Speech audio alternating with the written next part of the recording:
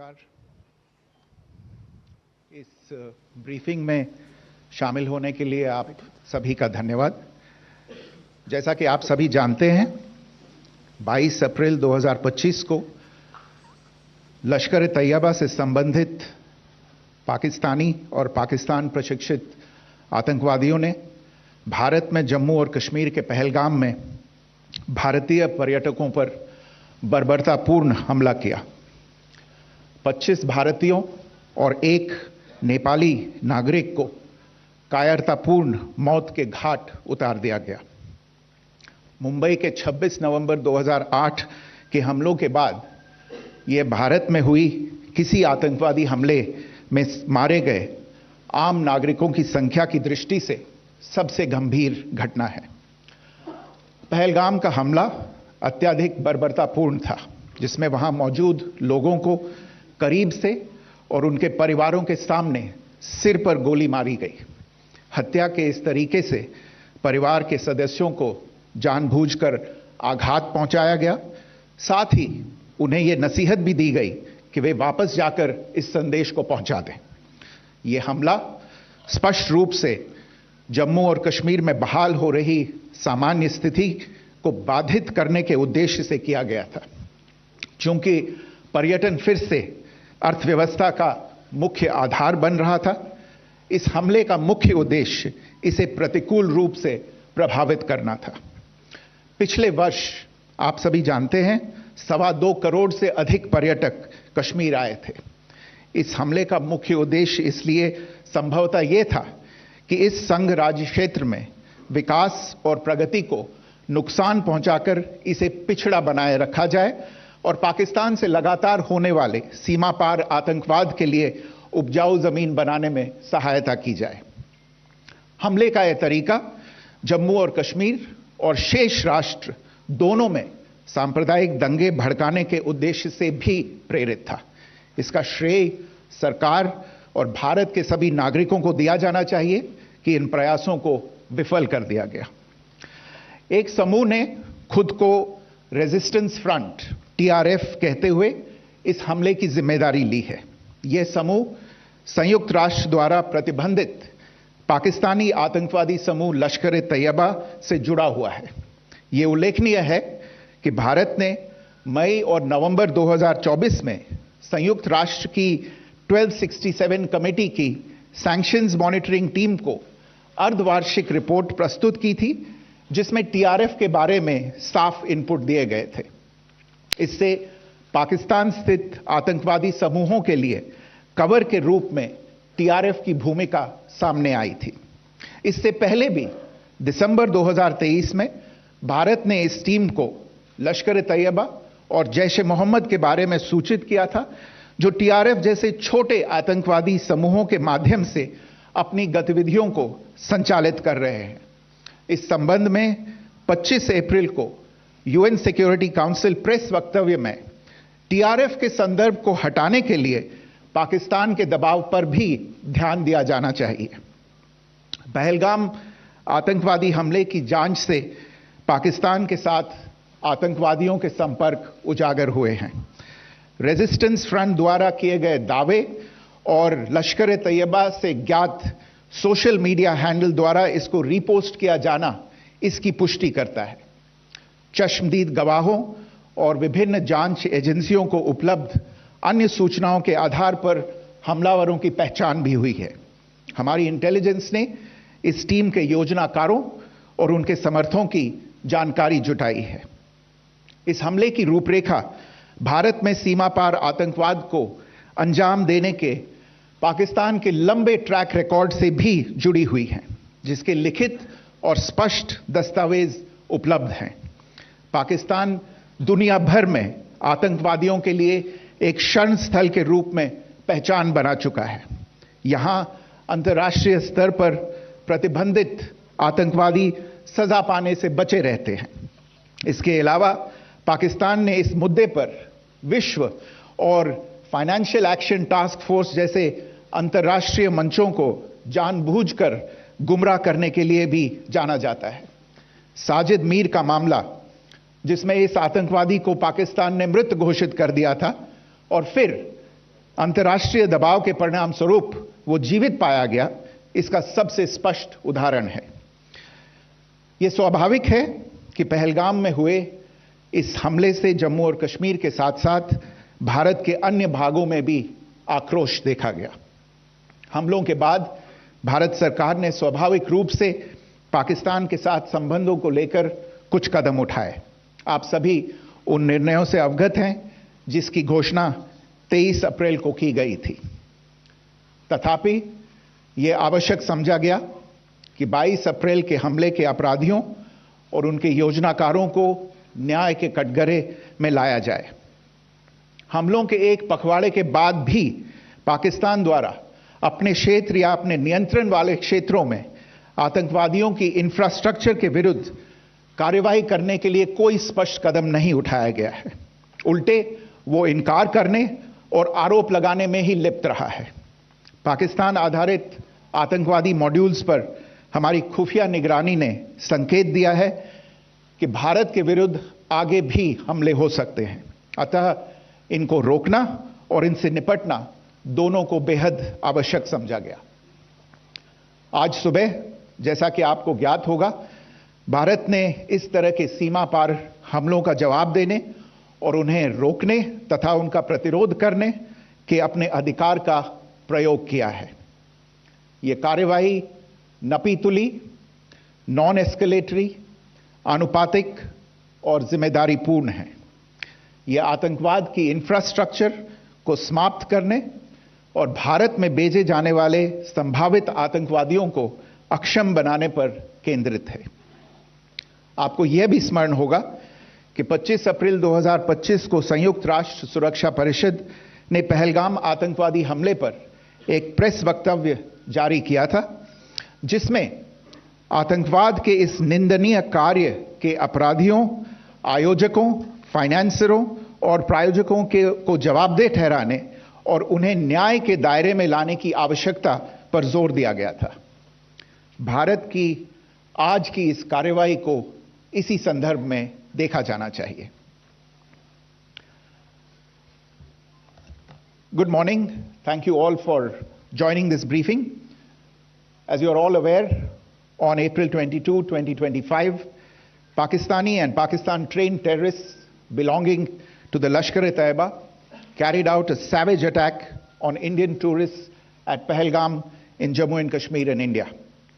They murdered 26 people, including one national of Nepal, causing the largest number of civilian casualties in a terrorist attack in India since the 26 November 2008 attacks in Mumbai. The attack in Pahalgam was marked by extreme barbarity, with the victims mostly killed with headshots from close range and in front of their families. Family members were deliberately traumatized through the manner of the killing, accompanied by the exhortation that they should take back the message. The attack was clearly driven by the objective of undermining the normalcy returning to Jammu and Kashmir. In particular, it was designed to impact the mainstay of the economy, tourism, with a record 23 million tourists visiting the valley last year. The calculation, presumably, was that harming growth and development in the Union Territory would help keep it backward and create fertile ground for continued cross-border terrorism from Pakistan. The manner of the attack was also driven by an objective of provoking communal discord, both in Jammu and Kashmir and the rest of the nation. It is to the credit of the government and the people of India that these designs were foiled. A group calling itself the Resistance Front has claimed responsibility for the attack. This group is a front for the UN-proscribed Pakistani terrorist group Lashkar-e-Taiba. It is notable that India had given inputs about the TRF in the half-yearly report to the monitoring team of the UN's 1267 Sanctions Committee in May and November 2024, bringing out its role as a cover for Pakistan-based terrorist groups. Earlier too, in December 2023, India had informed the monitoring team about Lashkar and Jaish-e-Mohammed operating through small terror groups such as the TRF. Pakistan's pressure to remove references to TRF in the April 25 UN Security Council press statement is notable in this regard. Investigations into the Pahalgam terror attack have brought out the communication notes of terrorists in and to Pakistan, the claims made by the Resistance Front and their reposting by known social media handles of the Lashkar-e-Taiba speak for themselves.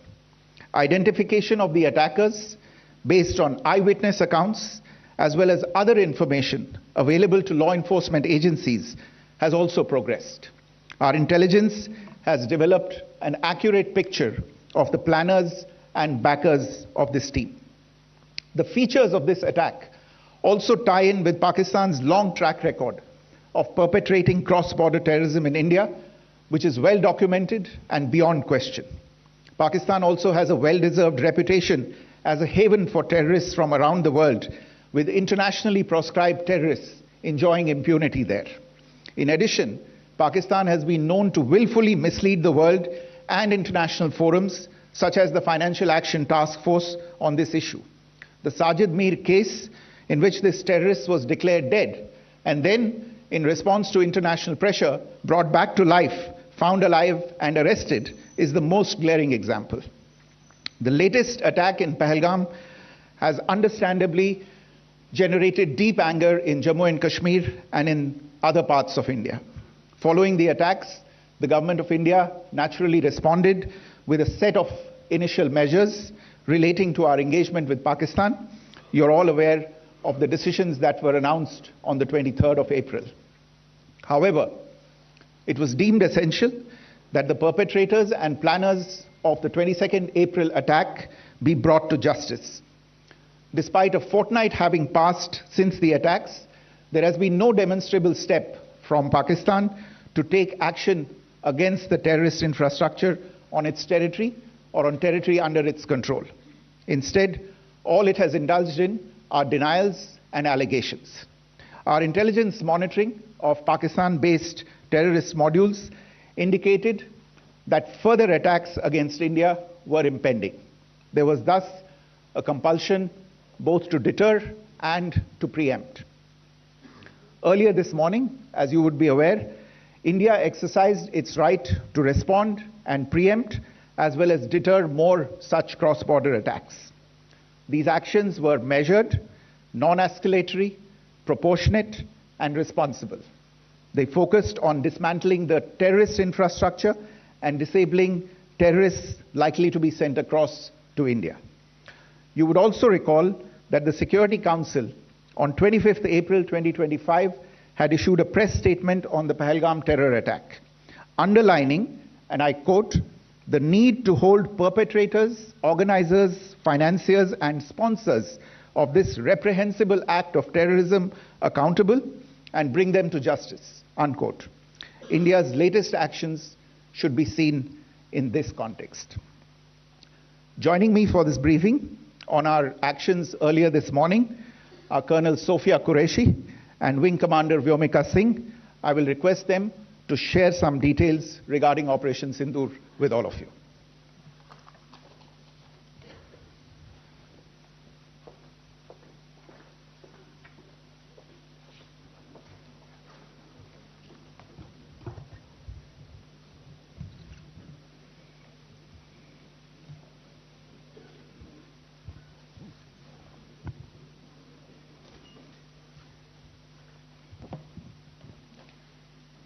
सुप्रभात देवियों और सज्जनों, मैं colonel Sophia Qureshi और मेरे साथ wing commander Vyomika Singh आज आपको 6 से 7 मई 2025 की रात 1:05 से 1:30 बजे के बीच भारतीय सशस्त्र बलों द्वारा अंजाम दिए गए ऑपरेशन सिंदूर के बारे में जानकारी देंगे।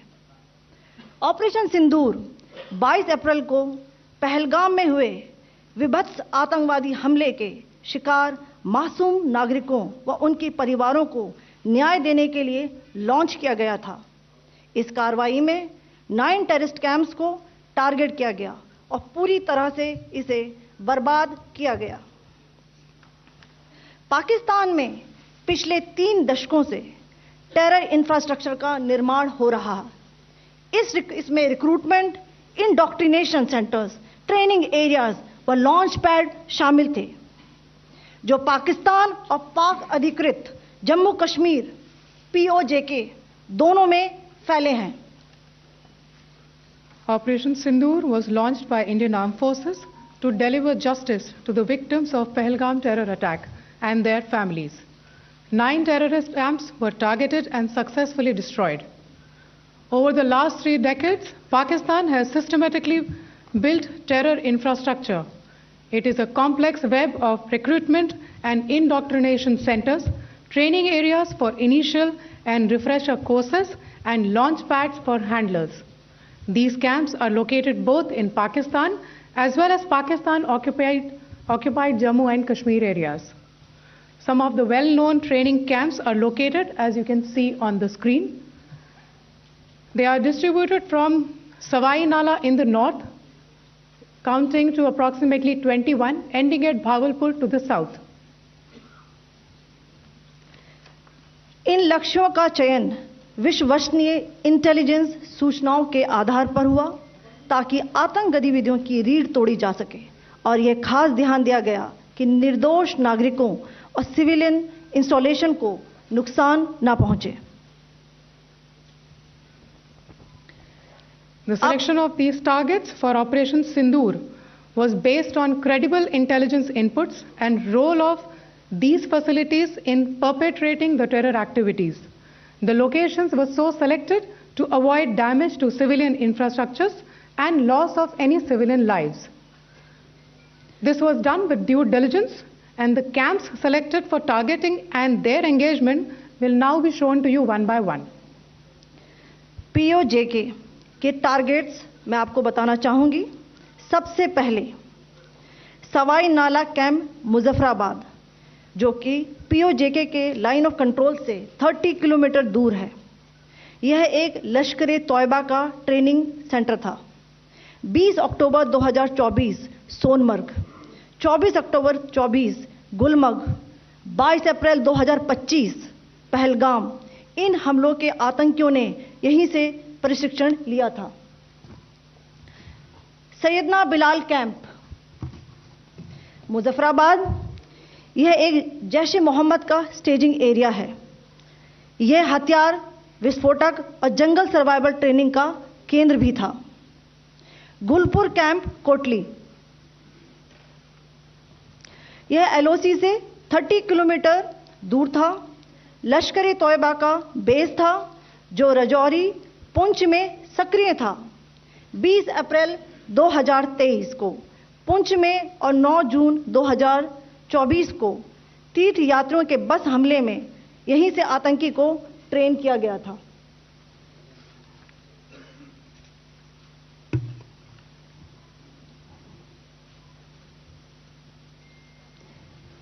बरनाला कैंप भिंबर, यह LOC से 9 किलोमीटर दूर है।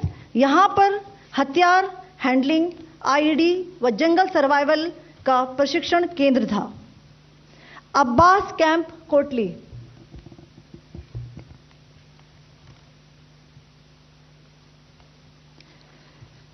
यह LOC से 13 किलोमीटर दूर है। लश्कर-ए-तौयबा का फिदाइन यहां तैयार होता था। इसकी कैपेसिटी 15 टेररिस्ट को ट्रेन करने की थी।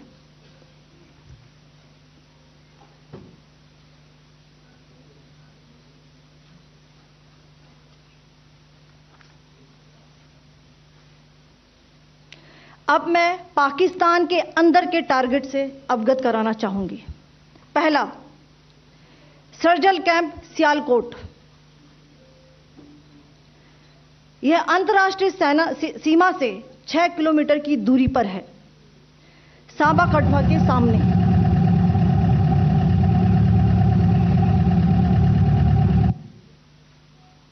मार्च 2025 में जम्मू एंड कश्मीर पुलिस के 4 जवानों को की जो हत्या की गई थी, उन आतंकवादियों को इसी जगह पर ट्रेन किया गया था।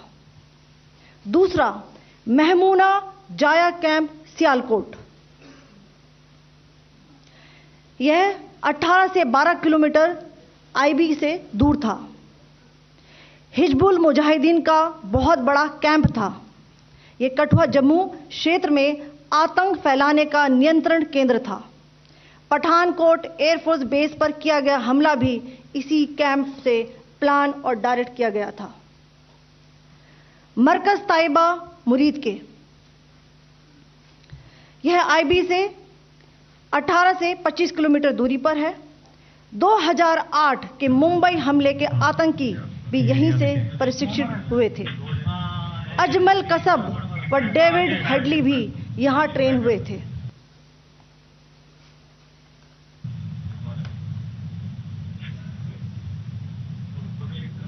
आगे दूसरा आया।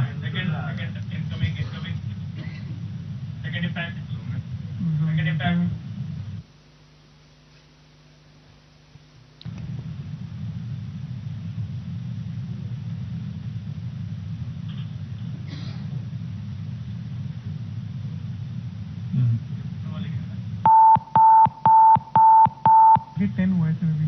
टारगेट 10 हुआ, एंक्लोजर सेम ही है। 7 it is hit the target. हाँ हाँ।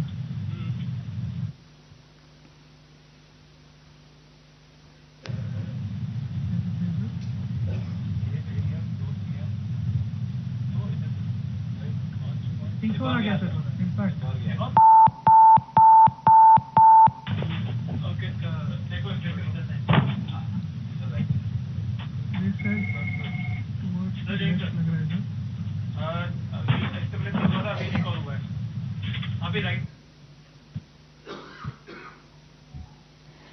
मरकज सुभान अल्लाह भावलपुर, यह इंटरनेशनल बाउंड्री से 100 किलोमीटर दूर है। जैश ए मोहम्मद का मुख्यालय था। यहाँ पर रिक्रूटमेंट, ट्रेनिंग व इंडॉक्ट्रिनेशन का केंद्र भी था। शीर्ष आतंकी अक्सर यहाँ आते थे। मैं आप सबको बताना चाहती हूँ कि किसी भी सैन्य ठिकाने का निशाना नहीं बनाया गया और अभी तक किसी तरह की नागरिक क्षति की रिपोर्ट नहीं है। धन्यवाद। जय Hind. The strike on the terror camps were undertaken through precision capability, as shown to you. A niche technology weapons with careful selection of warheads was ensured so that there will be no collateral damage. The point of impact in each of the target was a specific building or a group of buildings. All the targets were neutralized with clinical efficiency, and the results reiterate the professionalism of the Indian Armed Forces in the planning and execution of their operations. No military establishments were targeted. India has demonstrated considerable restraint in its response. However, it must be said that the Indian Armed Forces are fully prepared to respond to Pakistani misadventures, if any, that will escalate the situation. Jai Hind, and thank you very much. Ladies and gentlemen, friends in the media, I ask your indulgence today in view of the fact that this is still an evolving situation. We will therefore not be able to take questions and answers today, but we will come back for more updates and more briefings shortly. Thank you all very much for joining us this morning. Thank you. Jai Hind. Please subscribe to the channel and download the Politicos app from the links in the description.